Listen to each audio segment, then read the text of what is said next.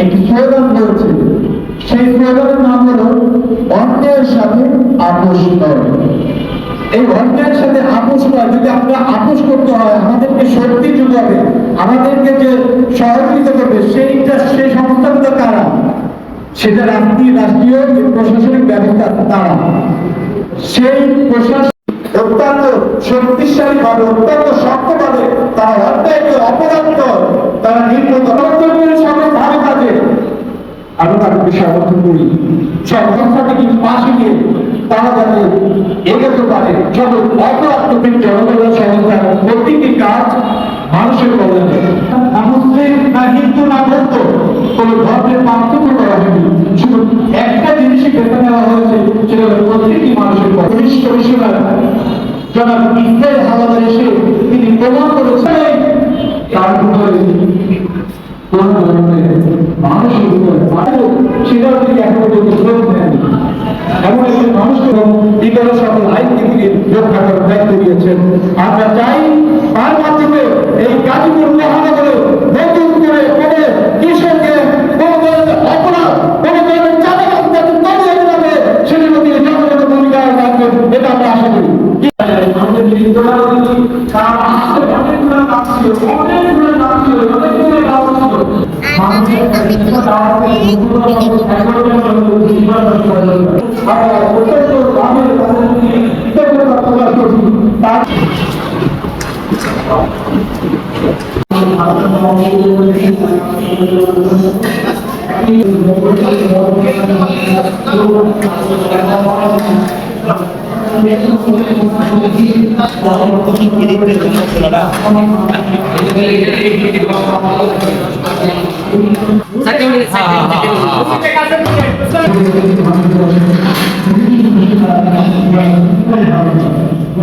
এখানে আসার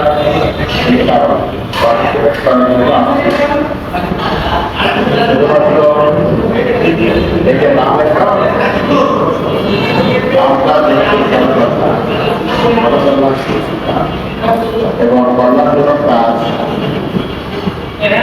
এই সংস্থার আসল উদ্দেশ্য। তো সেই সেটা অনুধাবন করেই আমি আপনারা জানেন যে গাজীপুর এই এলাকার স্থানীয় লোকের চেয়ে আপনারা এই এলাকায় স্থানীয় লোকের চেয়ে বাহিরের 64 জেলার লোকের সংখ্যা অনেক বেশি। এখানে 10টি ধরনের আবাসন ব্যবস্থার সংখ্যা বেশি, কলোনি টাইপের আবাসন ব্যবস্থার সংখ্যা বেশি। জনবসতিপূর্ণ এলাকা থাকলে ওই এলাকায় নানান সমস্যা তৈরি হয়। আমাদের এই সমস্ত এলাকা সমস্যা, সেই সমস্যাগুলোর মধ্যে অন্যতম হচ্ছে যে যেখানে তারা বসবাস করে তাদের নিরাপত্তার সমস্যা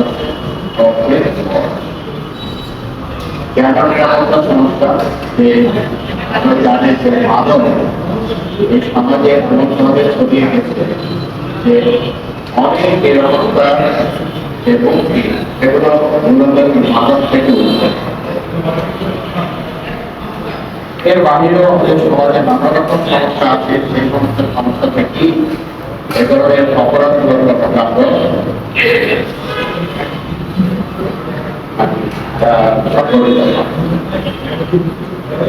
তো এই যে এলাকা, যে এলাকায় আপনারা এই এলাকায়ও বিভিন্ন ধরনের অপরাধ করা, যেটা নিয়ে আমাদেরকে প্রতিনিয়ত থাকতে হবে। এটা কাঁচা থানার আওতাধীন এই এলাকায় একটা অন্যতম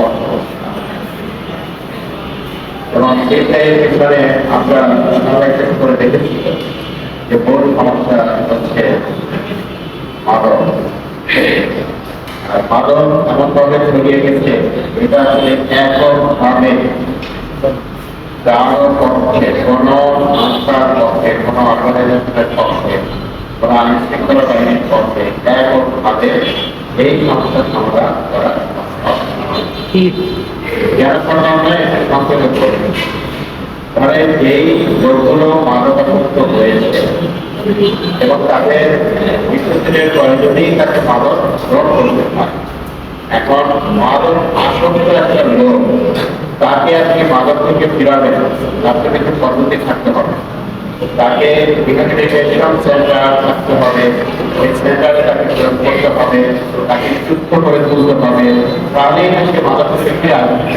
যতক্ষণ পর্যন্ত সে এগিয়ে আসতে হবে, যেন এককভাবে অনেক সময় এ ধরনের লোকদেরকে ফিরিয়ে আনা করতে সেজন্য সংগঠনেরা যদি এখান থেকে সংগঠিত করে করে যদি এগুলো ছাড়াও নানা রকম বিশৃঙ্খলা, ঠিক আছে, যেমন করে একটা সময় আপনারা যারা মুরব্বী বা আমাদের বয়সী তাকে বেশি বয়সী তাকে ফিরিয়ে আনতে হবে। ফিরিয়ে আনতে হলে আসলে কল্যাণমূলক কাজের সাথে আমাদেরকে যুক্ত করতে হবে, ঠিক আছে।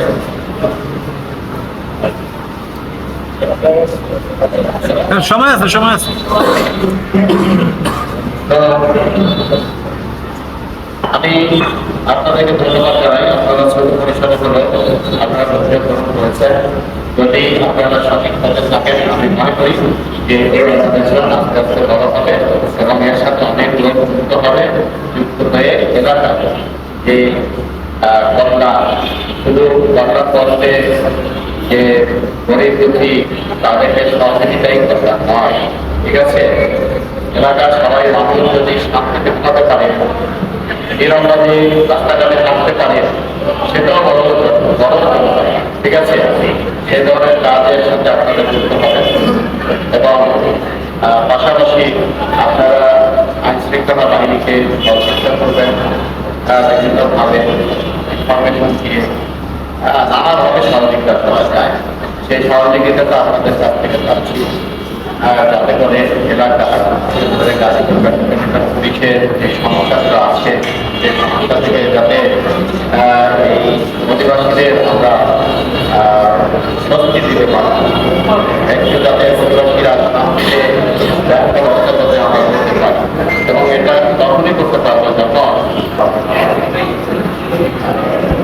এই এলাকায় আরেকটা সমস্যা আমার কাছে খুব প্রকাশ মনে হয়। এই এলাকায় এবং এই যে নারী এবং শিশু নির্যাতন, এইটা একটু বেশি, বিশেষ করে পুরো গাজীপুরে আর কোথাও একটু উঠতে পারে। প্রতি মাসে দেখা যাচ্ছে ছোট বাচ্চা, এগুলো হচ্ছে মনোবৈষম্য, ঠিক আছে। এদের টোটালি মানসিক কাছে গেলে, ঠিক আছে, সামগ্রিক ভাবে সমাজের যখন নিরাপত্তা বাড়বে বা মানুষের যখন পার্টিসিপেশন থাকবে,